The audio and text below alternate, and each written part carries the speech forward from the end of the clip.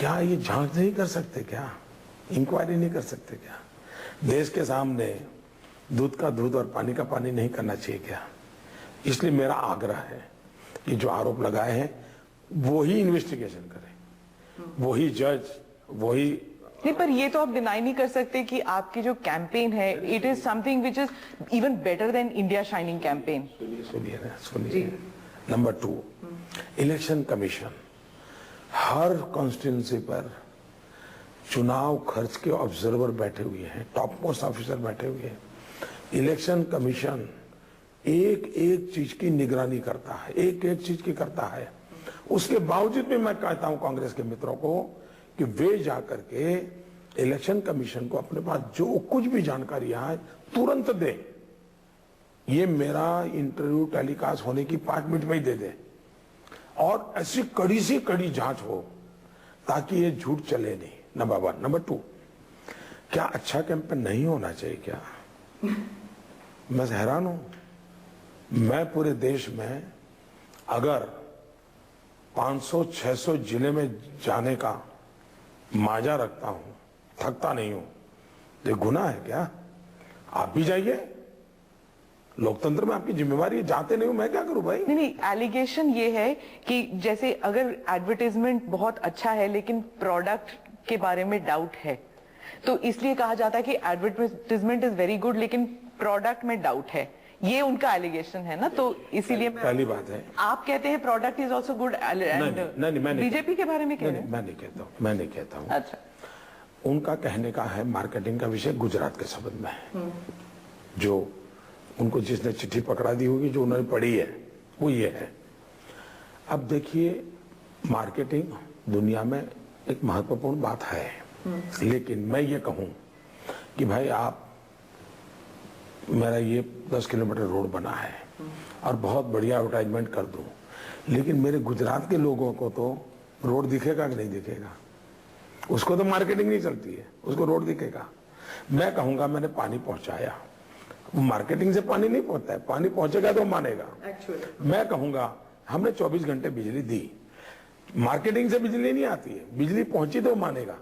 गुजरात की जनता ने 2002 में हमारी बात को माना, 2007 में हमारी बात को माना, 2012 की हमारी बात को माना, 2004 के लोकसभा में हमारा माना, 2009 की लोकसभा में माना, 2014 की लोकसभा में मान रहा है।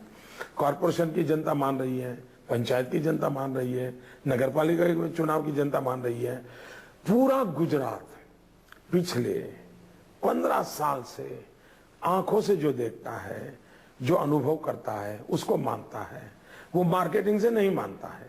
हो सकता है मार्केटिंग से आसाम वाले को गलतफहमी हो सकती है, मार्केटिंग से तमिलनाडु के व्यक्ति को गलतफहमी हो सकती है, लेकिन गुजरात के आदमी को नहीं हो सकती है। वो तो देखेगा कि बताओ भाई क्या किया, बात कर रहे थे। और इसलिए मोदी सरकार का परफॉर्मेंस सच्चाई की धरातल पर तोला हुआ है, डिस्टिंक्शन मार्क से पास हुआ है। ये जो आप रिपोर्ट कार्ड कह रहे हैं, डिस्टिंक्शन मार्क आपको मिला है 2002, 7, 12, इसको आप एक रिपोर्ट कार्ड दिखाते हैं कि 2002 के दंगों के बाद गुजरात की जो जनता है, इंक्लूडिंग मुस्लिम समुदाय, ये आपको बार बार इलेक्ट किया है उन्होंने, और ये रिपोर्ट कार्ड है। लेकिन it was only after the SIT report कि आपने सत्यमेव जयते ट्वीट किया। इतने साल आपने साइलेंस क्यों रखा इस बारे में? आप एक काम कीजिए, मैं चाहूं ANI मेरी इतनी मदद करे, और पर्सनली मैं ANI को रिक्वेस्ट करता हूं और कैमरा के सामने करता हूं। ANI एक काम करे, 2002 27 फरवरी शाम से मैंने कितनी प्रेस कॉन्फ्रेंस की, मैंने कितने टीवी इंटरव्यू दिए, मैंने कितने मीडिया, प्रिंट मीडिया को इंटरव्यू दिए, सारा कंपाइलेशन आप ANI की तरफ से देश को दो। हिंदुस्तान का कोई टॉप मोस्ट जर्नलिस्ट नहीं होगा जिसको मैंने इंटरव्यू नहीं दिया है, हिंदुस्तान का कोई टॉप मोस्ट अखबार नहीं होगा जिसको मैंने जवाब नहीं दिए हैं। सबको जवाब दिए, सबको दिए हैं, हर सवाल का जवाब दिया है। 2002 से 2007 तक देता रहा हूं। बाद में मैंने देखा कि ये कोई सत्य जानने की कोशिश नहीं है, ये कोई अननोन कोई दुनिया है जो कुछ न कुछ षड्यंत्र कर रही है। फिर मुझे लगा कि जितना कहना था कह चुका। जनता की अदालत में बिल्कुल सोने की तरह निकल करके बाहर आ गया। सुप्रीम कोर्ट में मामला बिल्कुल सोने की तरह निखर करके बाहर आया। तो किसी भी व्यक्ति की कसौटी करने के लिए जितने अवेलेबल माध्यम है उन सबसे मैं निकल चुका हूं, सबसे निकल चुका हूं। और इसलिए मैं मानता हूं जिनकी गाड़ी यहां अटकी है वो अपना, उनका तो रोजी रोटी हो गई, करते रहे, मुझे कोई इतराज नहीं है। लेकिन मुझे अब इसमें समय बर्बाद नहीं करना चाहिए। मुझे देश की जनता के लिए बहुत सारे काम करने हैं और इसलिए अब मैंने फोकस किया है कि यही काम मैं करता रहूं। तो जो आरोप वो लगाते हैं कि जो एसआईटी की वैलिडिटी जो है वो हाई कोर्ट में नहीं होगी, इसके बारे में भी आप कोई जवाब नहीं देना चाहते? नहीं, जवाब तो मैं सब दे चुका हूं जी। देखिए उस टाइम ना आपने सिर्फ ट्वीट किया सत्यमेव जयते, देखिए उसके बाद आप बोल ही नहीं रहे इस बारे में। मैंने पूरा ब्लॉग लिखा है। आप, वही तो मैं कह रहा हूं, please please please ANI and the whole media of the world, just मेरा 2002 से अब तक के सारी चीजों को स्टडी, सब यूट्यूब पर अवेलेबल है। क्यों आप खुद को भी गुमराह करते हो? क्यों देश को गुमराह कर रहे हो? मैं जवाबदेह हूं, आई एम अकाउंटेबल। और इस देश की जनता को मेरे पल पल का हिसाब मांगने का अधिकार है, मेरी हर सोच का जवाब मांगने का अधिकार है। I am committed to democracy.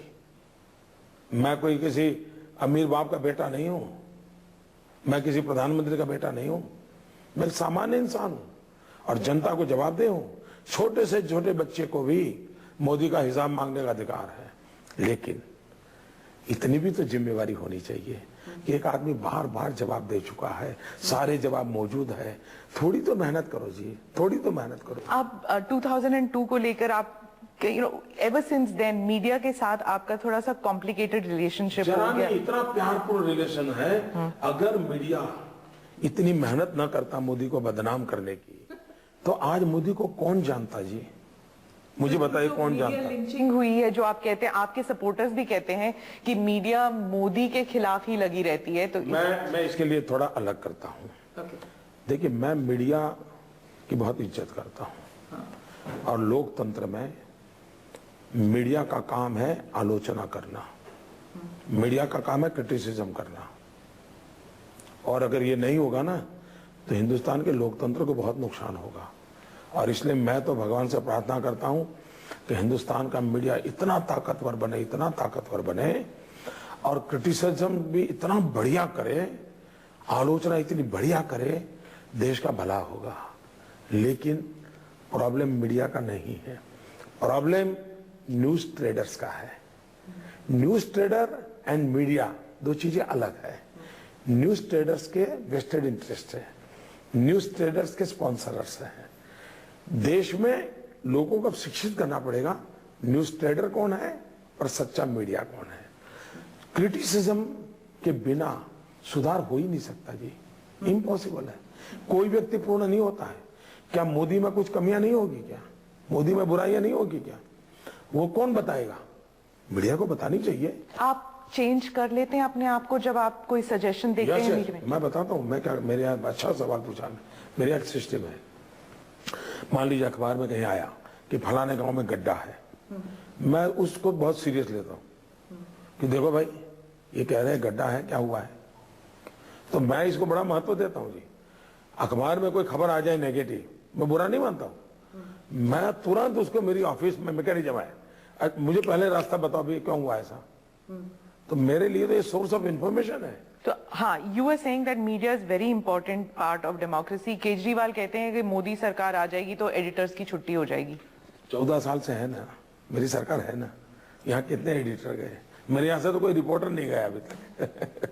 अच्छा, 2002 को लेकर ना आपने एक बयान दिया था जिसकी बहुत क्रिटिसिज्म हुई थी, वो पपी कुत्ते का बच्चा वाला जो बयान है। Looking back, do you think कि शायद वो नहीं कहना चाहिए था? रिग्रेट है आपको? पहली बात यह है, जिसने ये इंटरव्यू लिया ना, उसने जब ये विवाद किस लोगों ने खड़ा किया, न्यूज ट्रेडर्स ने, तो उस इंटरव्यू करने वाले विदेशी व्यक्ति ने ट्वीट किया कि हम इंटरव्यू लिए हैं, मोदी का ऐसा कोई भाव नहीं था।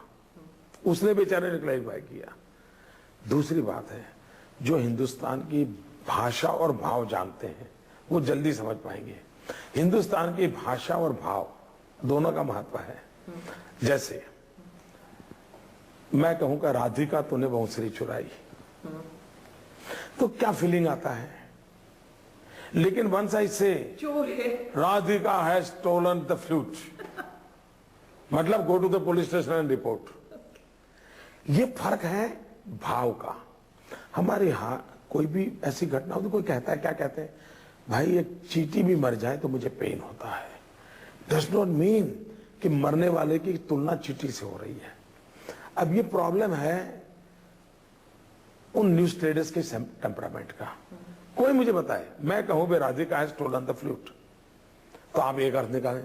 लेकिन जैसे मैं कहूंगा राधिका तूने बांसुरी चुराई, तो उसमें पता नहीं क्या एक भाव आता है। तो ये प्रॉब्लम उसका है जी। ओके, मीडिया के बहुत से सवाल है 2002 को लेकर, लेकिन दो चीजों पे आप जो है आपके कैंपेन स्पीचेस में बात नहीं करते। एक, अपॉलजी रिग्रेट के बाद मीडिया कहती है अपॉलजी, आप कहते हैं रिग्रेट। और दूसरा जो है कि एक किस्म की टोपी नहीं पहनते आप टर्बन पहन लेते हैं, सिख टर्बन पहन लेते हैं। आप जब रजनीकांत से मिलने गए तो आपने लुंगी भी पहन ली, लेकिन आप मुस्लिम समुदाय की टोपी नहीं पहनती। ये दो चीजों पर आप प्लीज बता दीजिए। पहली बात यह है, पहला क्या था आपका? पहला था कि वो माफी एंड जो रिग्रेट एंड अपॉलजी वाली जो बात। अगर मैं 2002 के चुनाव हार गया होता ना तो कोई ये सवाल पूछता नहीं। 2007 का हार गया होता तो कोई पूछता नहीं। एक छोटी टोली है, इनको लगता है कि हमने इतनी मेहनत की, मोदी पर इतना हमने तूफान चलाया, ये हारता क्यों नहीं है, ये मरता क्यों नहीं है, ये खत्म क्यों होता नहीं है। ये उनकी जिद है कि हम मोदी को नीचा दिखा करके रहेंगे, हम मोदी को नीचा गिरा करके रहेंगे। तो ये उनको। दूसरी बात है, मैं कन्विंस हूं अगर मोदी पर जो इल्जाम लगाए गए हैं और उसमें रत्ती भर भी सच्चाई, अगर 100 इल्जाम है लेकिन एक में भी सच्चाई हो, मैं मानता हूं भारत के उज्जवल भविष्य के लिए, भारत में उज्जवल परंपराओं के लिए चौराहे पर खड़े रख करके मोदी को फांसी देनी चाहिए और ऐसी मोदी की बुरा हाल करना चाहिए ताकि भविष्य में 100 साल तक कोई ऐसा पाप कर न सके। अगर पाप किया है तो माफी मांग करके माफ करने का तरीका क्या है? ये गलत तरीका है। माफ मोदी को करना ही नहीं चाहिए, कतई नहीं करना चाहिए। मैं प्रार्थना करता हूं दुनिया की जो भी न्यायिक व्यवस्था है उन सारी न्यायिक व्यवस्थाओं से मोदी की पूरी तरह जांच पड़ताल होनी चाहिए और दूर दूर दूर दूर दूर छोटी सी भी गुनाह या गलती ध्यान में आती है, चौराहे पर फांसी देनी चाहिए। मोदी को कतई माफ नहीं करना चाहिए। और टोपी नंबर 1 हो गया। दूसरा, मेरा स्पष्ट मत है कि मैं मेरी परंपराओं का पालन करता हूं, मैं सबकी परंपरा का आदर करता हूं।